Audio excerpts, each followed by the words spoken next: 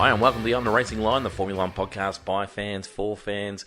Yesterday we saw qualifying day. It was a great day to be in Melbourne with the temperatures playing havoc to the field, which did not do anything to deter us from the racing because it made it incredibly interesting. It wasn't the most enjoyable to be at the racetrack, but hey, that's what happens when you push the Australian Grand Prix back a couple of weeks. I'm joined by Tristan Pocock to talk about all our reflections from from qualifying day yesterday and then moving into race day today. Morning, mate. How you going? Oh, I'm well. Oh, I'm pumped for today. Geez, the weather is looking good. We've had 3 immense days, and we've still got the whole of today to go. And it's looking like clear conditions, but you never know with Melbourne, do you? You never know. It's looking pretty warm right now. Not a cloud in the sky, but I dare say, give it a couple of hours, and the weather will be rolling in. I'll have a look. It's been on and off for the last few days, but it's been great. A little bit less on-track action today, but not fussed, because it'll mean more time for paddock and pit lane and press conferences and all that kind of great stuff that we get to do. Just annoying people in general. Just annoying people and people watching. It is one of my favourite things. I managed to make it onto the I was going to say, notebook yesterday. You'll find as many different ways to get in the background of Sky Sports. That was not deliberate. You saw what I was doing. I was standing behind a tree watching. In fact, I looked a little creepy in the end. But yes, Ted's cameraman did come past me on the stage. If you want to get a... Well, you didn't exactly run out the way, did you? No, well, otherwise I'd be looking ridiculous. You'll be very happy to see yourself when we get home. Qualifying yesterday. Let's start with the racing because that's important to me. Yes.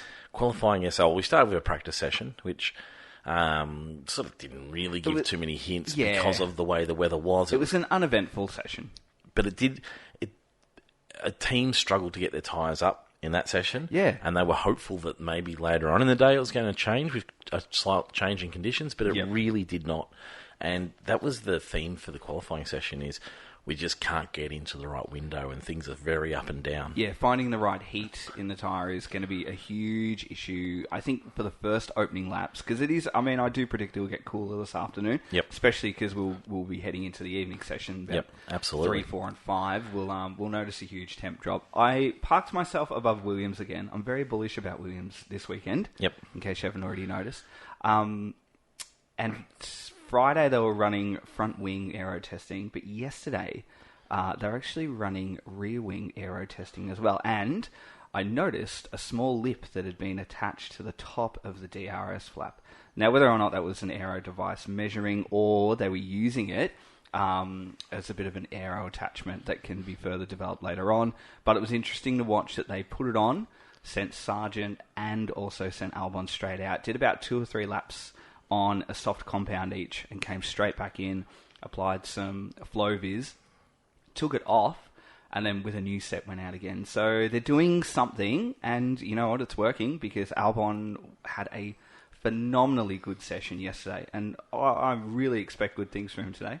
I said yesterday both Williams in the top 10 for points, and I think I'm going to stick with that. I think Sargent was unlucky. You're a 50-50 yesterday. I was, wasn't I? And, I don't think Sargent's getting anywhere near the top 10. No, but really. Albon showed some good class. My question will be is whether Williams can support that in race pace. Quite often we see some of these teams qualify really well, which is nearly the first step towards good race pace. Yep.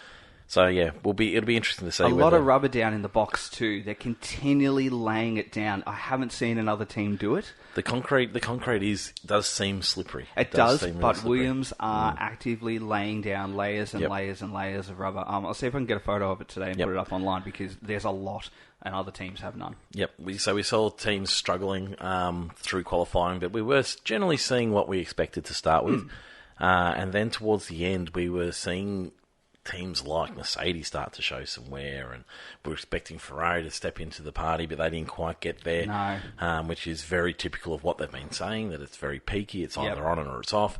And then right at the end, so when we're expecting, we're waiting for Red Bull to pull out their lap, obviously Perez had a terrible run, which we'll talk about Perez in a moment, but then we saw Max pull out the big showstopper at the end. And in the press conference, even he wasn't sure where that extra pace came from. He suggested that, and this was actually before the press conference, he was having a chat. But that he suggested that maybe his lap before that wasn't quite as good, but then the tyres just came to him right at the end and gave the extra grip, which is exactly what Mercedes said. So it was one of those sessions that you had to just persevere, and it was one of those sessions where we weren't seeing an outlap, hit a lap, and then come in and then do it all again. It was go out on softs and stay out on softs and get them to warm up that way rather than continually coming in. And that seemed to be the game plan for most because they were fueling teams for that. Alonso was the one that was looking for a double out lap to get the tyres into the right window, which seemed to be working pretty well for him. And it was incredibly close in the end. It was a really close result between, Max sort of created a little gap, but then after Max, we saw the really close results. Yeah, absolutely. A lot of active pit stops throughout the session too, which you don't usually see. Yep. Red Bull, AlphaTauri, and Alfa Romeo really, really active in their pit stops as well, rather than bring the cars in. So they're looking at long runs as well, and obviously looking to find the right spot for the warm-up of each compound. Other notes from qualifying, Piastri, unfortunately, was a very typical Aussies in Australia. Yeah, it just doesn't happen, does it? No, it doesn't tend to. Doesn't work. But, like we talked about, the inexperience is there, but like we talked about, while it's his home race, it's not really a home ground advantage because he's never driven around here. No, that's very true. He's got less advantage than anyone, really. And so, it was a bit of a challenge. He suggested he got caught in traffic just before his last run in Q1. Yeah, I expect him to come forward, not by a lot, but he'll make a few hopefully. But gains. He couldn't. He suggested that it wasn't a big problem being caught in traffic at the end. However, Hamilton said that was really important to have those tyres on the right spot, and he got overtaken a few times. So I'll be looking forward to seeing him come through the field slightly, but I'm not expecting huge things from him. Perez was probably the other major talking point of the day. He had a terrible practice 3. Had a terrible day, just in general. Yep. Everything that he did, it just didn't work. And then in qualifying, he continued to come off, and he just wasn't finding the pace. And then, it was all over for him. Unfortunately, he's going to be starting at the back of the grid. It seems to be an engine issue. They weren't forthcoming with what it was to start with. Just an engine setting problem is what they've alluded to this morning. Yeah, which it sort of looked like the engine was running on as he was getting out of the throttle. So they're not entirely forthcoming with too much information at the moment, but we'll wait and see. I feel it could be more of a brake balance issue, a bit of a brake bias. It looked very on the nose, the Red Bull. So it'll be one to forget. Wasn't happy with the team, and that is a common trend with the Perez Red Bull relationship. Generally grumpy across the weekend, but he did have a horrible day. Yeah, absolutely, a horrid day.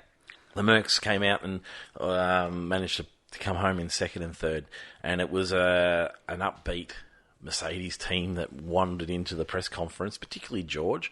Lewis, he's downbeat about everything at the moment, I think, Lewis. But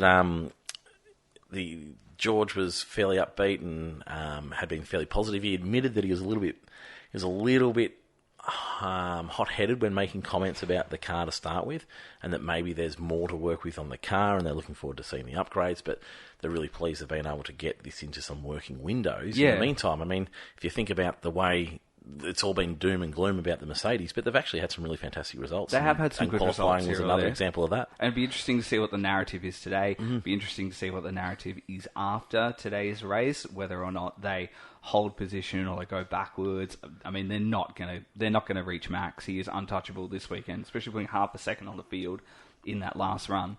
He was only 2/10. 2/10. First round was half a second, and then it come back a bit. But we'll see how we go. Mercedes have not been, I don't want to say fan favourites, but they haven't been popular amongst the people in the paddock this weekend. You don't see a lot of people around, you don't see a lot of journalists, you don't see a lot of press in there at their motorhome. But yesterday, after the result, they were the team to beat. Everyone wanted to know. I'll tell you what, the roars from the crowd when George topped it, and then Lewis topped it, were significantly higher than when Max topped it, though. Leclerc is a huge fan favourite too. I was up above the garage as well. Leclerc went across in at the start of P3 and topped the timesheet, and he got a huge round of applause from the crowd. Lewis is obviously really popular amongst the Formula One fans. Yes, absolutely. Which is unfortunate that he can't make his way down the Melbourne Walk. Lewis is the only driver that insists on being driven in to the entrance of the paddock, so he doesn't have to walk down the Melbourne Walk. I'm not entirely sure what his phobia is with people at the moment, but Seems to be... He's always sort of been that way, even the years that we've been coming here and we've been fortunate enough to be in the paddock. He'll find his way through sort of the back area where Pirelli are parked, and a lot of the team storage with his security. So he'll go out the back way, and then we'll sort of pop in. I think he does great work with the kids. I like that he stops for the kids, and he gives the kids that are here a lot of time. And I've never seen him turn a kid down. But he refuses to go near most of them. Yeah, but I'm yet to see him turn one down. Bypassing the Melbourne Walk is pathetic, in my opinion. You got to, you probably should be doing that. It's not like it's a hard thing to go and do. Yeah. He could sign a few, walk on, and make that appearance. I mean, those people are standing there for hours and hours and hours. I saw reports of 12, as soon as it was still dark. Deep. It was still dark when people were rolling in yesterday morning. Yes. And he bypassed them. I thought it was a little bit poor form. And a lot stay. Like we left, what time did we leave yesterday? I think we left about 6 yesterday, as Carrera Cup was starting to get around, and the Melbourne Walk was still packed. Oh yeah. Like it was 10 deep. No one was going anywhere. Just desperate to see their drivers. But it's good to hear Max moving off Lewis. I mean, I like all sorts of things about Lewis these days, but that one I'm not so impressed with. But good to hear George say they're going to go and get after Max. They feel like there may be some opportunities to go and get Max. The 2-on-1 might work in their favour. Yeah, split strategy today. The track's going to really support them. Yeah, because if they can get the good starts and they can get in front, there is a chance to hold on to that. Yes, we saw yesterday in the F2 sprint race, as with the changeable conditions, track position was everything. There is the possibility for overtaking this year, though, which is something new for Melbourne. Yep. So yeah, that'll be something I'll be keenly looking at. It's how do the cars go about overtaking with You're the going to new have to DRS? really pick your point, aren't you? Yep. And you're really going to have to be really precise about the moment. And I feel like it's going to be a work in progress. You're going to have to work it up for a couple of laps to make it happen. Definitely. But these cars following closer will be something to keep an eye on. But yeah, I'm looking forward to seeing how Mercedes take on Max, and they'll be ready to pounce on any. They're going to have to be really mindful of what's coming behind too, because Alonso, as silly as it sounds in fourth, is kind of out of sync and out of position because he really shouldn't be fourth. So while the fight for up the front's going to be on 2, they're going to have to be mindful of him at the back because I don't expect him to stay in fourth for very long at all. Yeah, it'll be interesting to see how good that Aston Martin is. If he can clear both those Mercs quick in the first 5 laps, maybe the first 10 before the pit stop round, and the possibility of maybe a little bit of changing conditions later on in the second half of the race, then he'll be right in it. For the win? For the win. He'll be right in it. He was very, very close to Max in FP2 and FP3 in particular. I'll be interested to see their race pace. Yeah, I really think they will be on it. He's got to get through those 2 Mercs really quickly, though. Alex Albon was probably the other major talking point. We've talked a little bit about Williams, but he is certainly dragging that Williams around really nicely, doing really good things for his brand. Doing great things. Having a terrific start to the season. Absolutely. Yep. Looks happy too. He looks happy. I mean, he's one of the nicest guys in the paddock. Absolutely. Looking like a team leader at the moment in Williams as well. Yeah, absolutely. I did attend the press conference after qualifying, and it was an interesting one. It was when Max said he was unsure as to why he found that pace. I absolutely believe him. The way that he's explaining it before the press conference, I absolutely believe him. So it's not all happy at Red Bull. They've got performance in there, but I think it's really hard to hold on to. It was interesting as the boys sat down, they were asked to move their Red Bull and Monster drinks. Yep. And then there was a little bit of to and forth from Max and Lewis about what was in the energy drink, and they were playing around, but there was also like, I'll have the last word. No, I'll have the last word. No, I'll have the last word. So, yeah, I love just watching the dynamics of those two sitting beside each other.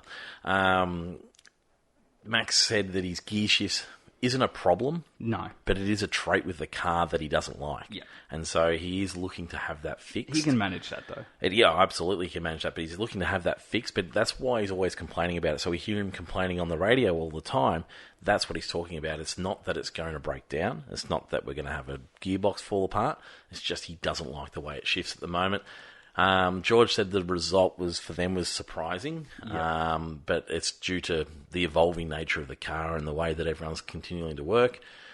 He said it's the best car he's driven since 2020, which is the experience on with his little step into Mercedes for Lewis when he had COVID. Yep. Which surprises me. I would have almost thought this car might have been better than that. I know that was a leader, but it's obviously that must have been a lovely car to drive. And so, yeah, I mean, considering that they're going faster than what they were then, I thought this one might have been nicer anyway. But yeah, maybe it's just because it's not winning that maybe it doesn't feel quite as nice. But yeah, there's good promise in the upgrades coming, and they've got a lot to look forward to today when we get into the racing. He doesn't believe that it's track dependent, whereas Lewis believes their car is a little more track dependent. But George isn't so convinced. He thinks that they're probably evolving it into a better race car in general. Lewis was giving up very little in the press conference. He sort of ignored most questions and pretended he didn't know what the question was, so he wasn't really focused. He's an interesting character to watch at the moment. He's a really interesting character to watch, and nothing would surprise me by the end of the season. I wouldn't be surprised if he signs on in the next 5 races. I wouldn't be surprised if he retires from Formula One throughout the year.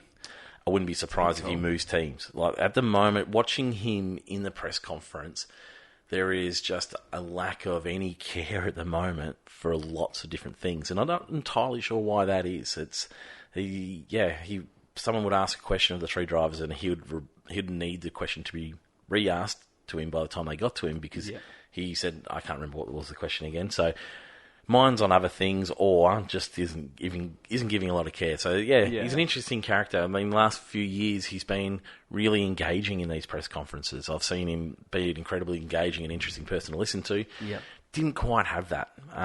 But yeah, when pressed on things, he'd give a little bit more of an elaborate answer. But yeah, he would just deflect back to, what George said was fine. Yep. And wasn't giving up much. So I don't know, it might just be the length of time that he's got in Formula One. He's just losing interest in those sorts of things, which understandable. You could understand, yeah. But yeah, he reiterated that track position and traffic was really important in qualifying, and that's probably where Piastri went wrong, and Piastri's probably got a little bit to learn. Max isn't concerned about Perez. No. In fact, his comment was, normally not an issue for him. Yeah. And so that was interesting. It was very blunt. Perez ain't on my level. There is something very much not right between Red Bull, Perez, Max, Perez.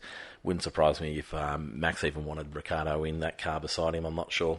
And I don't know if it's due to him thinking there's a threat there. I think there is a personality clash which is not working at the moment. George doesn't think Perez is an issue either because of the track. Lewis and George sort of seem to think they expect him to move through the field. They expect him to be really competitive, but it's a hard track to get that far through from the back. Especially all the way to the front. Yep. And if you look at who he's got to get through as well, even Stroll is going to be an issue to get through as well, because the Aston is quite quick. So I expect him to get Leclerc today, which I think Leclerc's starting in 7th. Yep. Possibly Sainz, just depending on how Sainz's rates go. The Ferrari is the unknown at the moment, what they're going to do this afternoon. So I think for Perez, a really successful end to the weekend would be to target the Ferraris or thereabout, and if he can get one Ferrari. So a pass will be 6th, you're saying? I think a pass will be 7th. I think 6 is too much of an ask. I think he's possible to get to 5th, but I'll give him a pass of 6th. Okay, yep. That car is so much better than everyone else's. Absolutely, but it's not going to be the case of... And I just think pass at will. Yeah, and I think it comes down to agree. Because Checo's at the back. Yep. If we were talking about Max being at the back, yes, you would say he will be top 5 by the first round of pit stops, just because of the extra level that he has on the rest of the field at the moment. So yeah, Max will be pretty happy because considering he's the Max closest will rival away to him, and he'll do his thing. Yep, being the closest rival in the championship. Will be on behind him. Yep. Jordan, they talked about the potential for changing the format of the Baku weekend with the sprint races and the qualifying. Yeah. If you didn't hear, they're looking at changing the weekend a little bit, where they have a qualifying session for the sprint race and a qualifying session for the race, and they're potentially looking at a 1-lap qualifying session for the sprint race, which is like the shootout sort of setup, which is it's a really interesting idea. We're quite open to seeing what that looks like. It also supports with the tyre issue, because they don't really have enough tyres to change that format. I'm interested that they're trying to change the format when they don't have tyres. You would think that maybe they would look at changing the format for a different race. I'm not sure. It seems a little bit rushed for me. I wouldn't be surprised if we don't see any change to the weekend because they can't quite work out the logistics and maybe they need to be thinking a little bit more. But we did mention that. We did mention that yesterday. We touched on it. Yeah, so have a little listen to that. But yeah, George said he trusts Formula One. Max is really against it. If he wanted change to a weekend, he'd say if people are sick of seeing practice sessions which don't give much entertainment, just remove the practice sessions and have a 2-day weekend. Yeah. Which is really, it's, I don't know. It's I kind of agree with him a little bit. While we do need to have, it's okay to have some new things, I don't know that we need to be entertained every single session. Like, it's okay to go and have a practice session and warm up. Probably the most insightful thing Lewis said through this session was on this matter. Yeah. And he said that he really enjoys qualifying. So more qualifyings would be the better. And he said that it's really interesting for the fans. I really enjoy them. I find them exciting. And that was the first time I saw a bit of spark in him through the press conference when he was talking about his enjoyment of that. And he said that maybe we should, instead of putting like trialling things here, there and everywhere, maybe we should really focus on particular circuits and making things change in particular circuits. So for example, his example was Monaco. So maybe Monaco needs to be, let's focus on what we can change about the race weekend in Monaco to make it more interesting. And then, but which also, I mean, if Max is saying, like, well, if we're not interested in practice sessions that are not interesting, well, maybe in the triple headers, maybe what we need to be looking at is removing a practice session or a day from a triple header. And that might be maybe that's our change. And so we can look at reducing the load on teams at certain places, and then you might be able to lift it into other places. So, for example, we are going to Baku, so maybe they could make it into a bigger race weekend with all the lead up to it. Or where other places where you've got a little bit of extra time and the logistics of getting there and getting away, you can extend that weekend a little bit. But he wasn't for it. He reckons it's not in the DNA of Formula One, having sprint races and then having other bits and pieces around it. And he said, let's just focus on making the racing closer. And I totally agree with everything Max is saying. I agree really too. do. If you've got close racing, you don't need the extra. However, we haven't had close racing for pretty much every season bar about 3 or 4 in the last 15 years. But we're getting there. We're getting there. Absolutely. But in the meantime, you don't let the sport drop off. So you bring it back later once the racing's close. My worry is that we're going to become too novelty focused, and we see that kind of stuff with Formula E, which not that Formula E really took off, but it's already dying. Yep. It really is. When you've got little things like, you've got to take a wider line deliberately to activate a boost, and then we've got a fan boost where you get online and you vote and you get extra horsepower. We don't need that kind of stuff. No, I couldn't agree Formula E has shown that while it's fun and it's novel, it's not what people... When you see it, sometimes you don't realise how good you've got it until something's gone. Yep. And if we start throwing those little novelty things around and we're desperate to be entertained every minute of every day, exactly what Max said. We're going to lose the DNA of the sport, and that worries me. So while it's great to mention these things and have some general conversation around it, I worry that if we change too much, we do that, and it becomes a bit of a circus, and then suddenly you might go the other way where people will just think it's quite stupid. And I think, well, while it was fun for 5 minutes, it's now quite annoying, and I don't want to see that. So, yeah, I don't know. I don't feel like I need to be entertained every second of the weekend. Yeah, no, I agree. It's okay just to have a practice session where you're casually watching some warm-up. Yeah, I think that's very much down to... And they need those sessions to develop the cars into what they are. Of course we do, because that's where the racing they're comes. really important. You get all that development But maybe they need to go and survey the teams and say, right, which weekends are really important that you've got lots of practice sessions? Yep. Which weekends... are the practice sessions not as important to you? How can we change that weekend?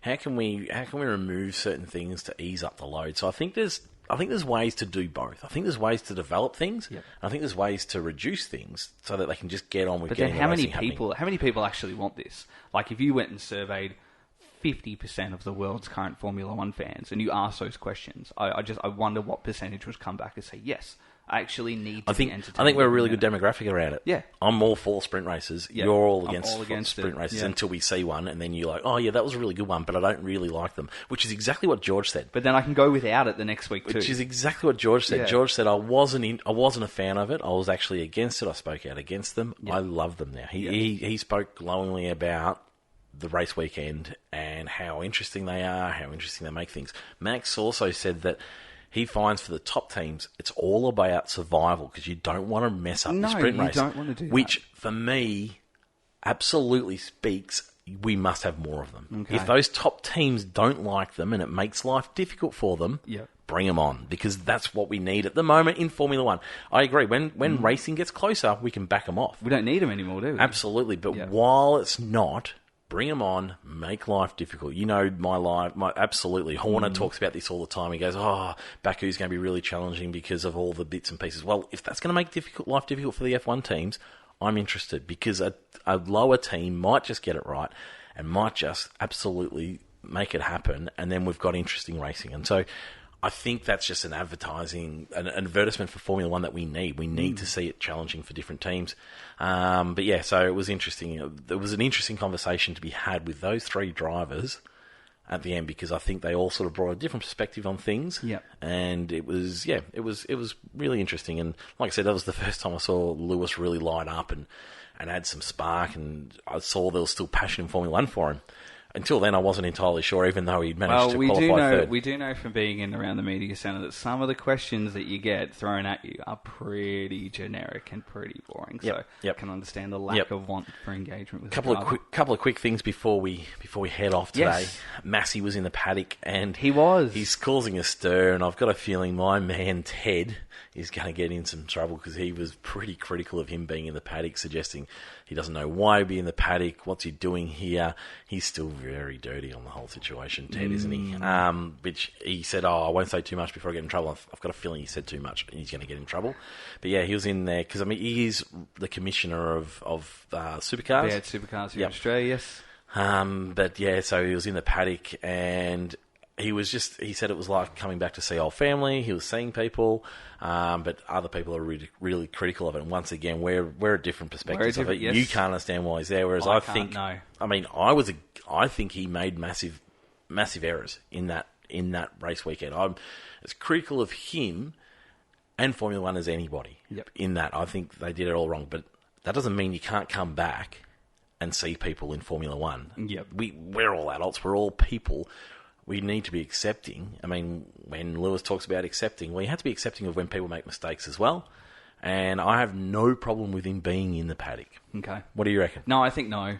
Why? I just think, while I don't have an issue with the way that season ended, I just think that with everything that went on, you've got to close that book. And if he's been sort of asked to go, then you've got to go. And he signed the non-disclosure. Signed the non-disclosure. You're not allowed to talk about it. It's all been closed. Non-disclosure's been signed. Mercedes are happy. Red Bull really couldn't care less.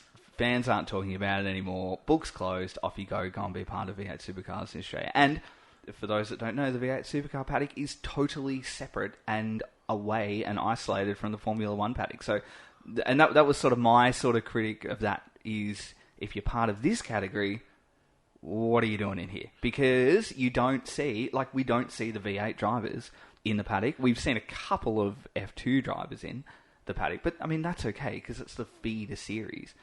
This is a totally separate category and totally separate series. There's got nothing to do with Formula One. So that would sort of be my criticism of him there is what are you doing in here? He was part of Formula One for many, many years. But he's not anymore. Yeah, but neither is Jackie. We're not going to let Jackie come into the paddock. No, he Jackie's works different. so hard. But there's no reason why he can't come in and see people. I think with all the I guess punishments in inverted commas, punishments that he was sort of given, you go now and that's it. Books closed. Off you go. See you later, and that's it. It's done. That's really harsh. When you let him back in.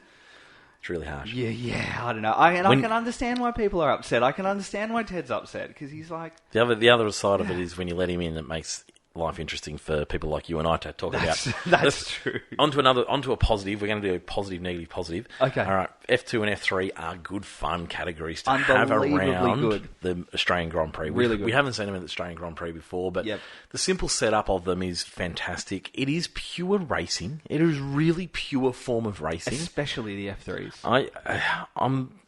I've got this thing at the moment where it's a bit of a shame our best drivers are reserved for categories that is very car dependent, and it annoys me a little bit. And I think it's all come on because I'm seeing the F2s and F3s have these wonderful races where the cars are pretty much all the same. There's some slight setup changes they can make, and there's a good team there that makes sure that it's all running well. But we're seeing really fantastic racing, and it is fun racing to watch, and it's quite pure, and it's exciting to see the next generation fighting it out.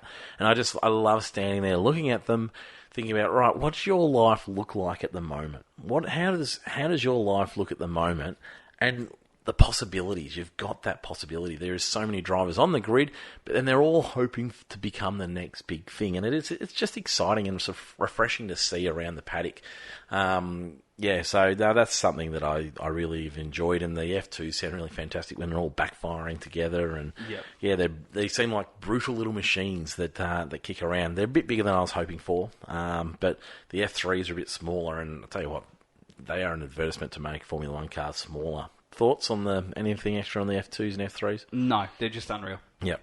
It's good fun, isn't it? Yep. Necessary evil of F1 is my next category to talk about, and that's the flogs that get around Formula One. They are necessary evil because Formula One absolutely promotes itself on being the glitz and the glamour, which is fantastic, and that is a really interesting part of Formula One, but what comes with the glitz and the glamour are the hangers-on, which are real hard to deal with. There's some drunk people in the paddock making kids hold their phone while they get a photo with drivers. Yes. There's people yelling out weird stuff to drivers who they're like, "Who are you? Who are you?" And it's just, and the thing that I understand that they need to sell these VIP access things. Yeah. But it annoys me that more fans don't get those opportunities. Yep. It's people that don't really care about Formula One that are getting these opportunities. Yeah.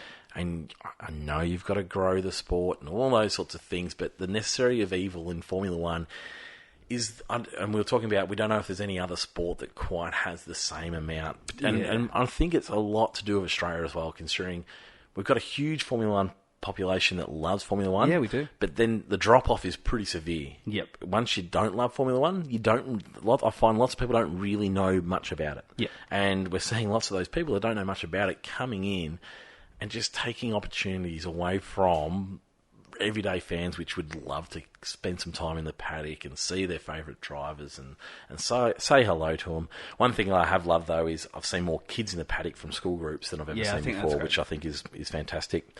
Moving back to a positive, Oscar's Grandma made, if you check out our socials, Oscar's Grandma made some lamingtons and rum balls which were placed in the McLaren hospitality, and I can put my hand up and say that the lamingtons were fantastic. Did you have one, did you? Yeah, I did. I watched Free Practice 3 once again with Mark, and they were like, "Oh, would you like something?" Oscar's grandmother's made lamingtons over there, and I was like, "I'd love to try lamington." So I had a coffee and a lamington in there while I was watching Free Practice 3. Amazing. And it was fantastic. It was really, really good. They also put one of their McLaren have famous brownies. They've got a famous brownie recipe that people flock to. Yep. I also had one of those, and it was nice, but the lamington was better. Good on you, Oscar's Grandma. Anything else that you want to mention? No, that's it. Right, let's get into today. What is today going to look like for us first? Yeah, what's today? We are going to make our way down very shortly to go and watch F2 feature race. Yep.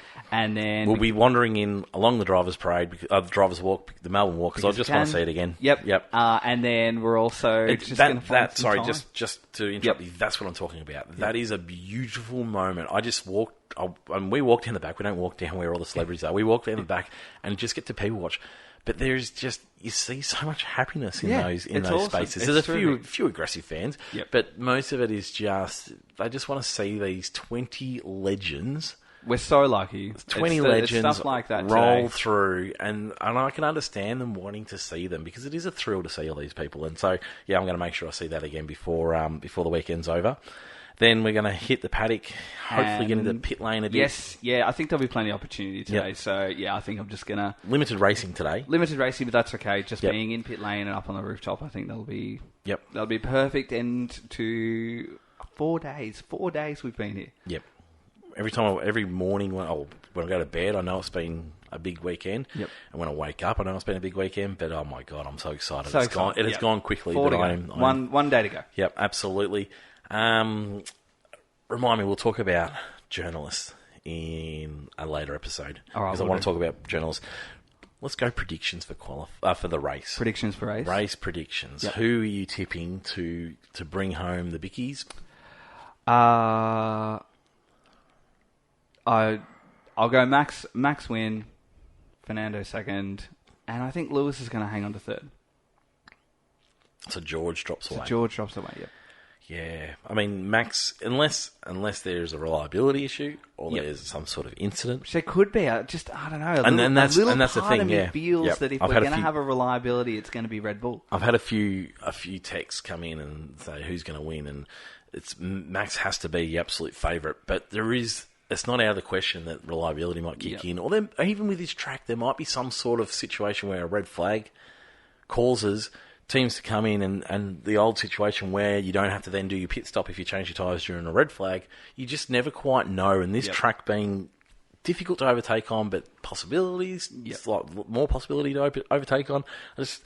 It does set ourselves up for an interesting race, I think. Yep. Hopefully, fingers crossed. Max would be pushing to get his first. For me, second will be George. I think George is looking pretty good. Yep. Look, I wouldn't be surprised to see Wilson. But I'm expecting to see Alonso push hard. Like you say, through practice, he's looked closer than what he looked in qualifying. I'm not sure what happened in qualifying. Yep. And then coming through the field, I mean, Bottas qualified right at the back. Yeah, I'm expecting to see him get some movement happening. I want to see Oscar move forward. Yep. And then I think the Ferraris were unrepresentative as well in terms of they weren't really showing what pace they had. You've been very up and about Ferrari. I disagree. I think that's where they are. Yeah, well, I'm expecting to see Leclerc make some moves. I mean, Sainz was fifth. I'm expecting to see Leclerc sort of put some pressure on. So we'll wait and see to what may happen there. I think Stroll will outrace the two Ferraris. Yeah, well, what's he starting sixth? I've been getting in front of Sainz. It's interesting to see Sainz did out qualify his teammate on pace yesterday. So yeah, plenty to look forward to. We look forward to getting back to you with our usual episode of Beyond the Racing Line with a race reflection episode and the rest of our reflections from the today. usual goodies. Yep, can't wait for it. We look forward to seeing some people today and to talking to you again soon. Enjoy Race Day Melbourne. It's on. Bye-bye.